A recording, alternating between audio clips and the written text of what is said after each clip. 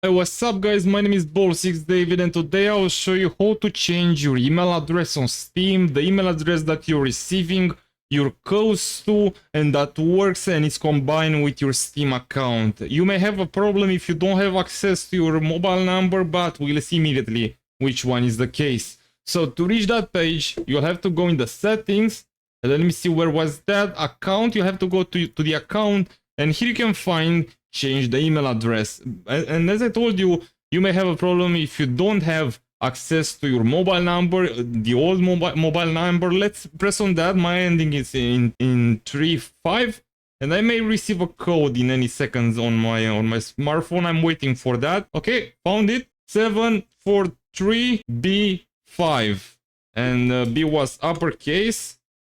Come on, B5, and continue.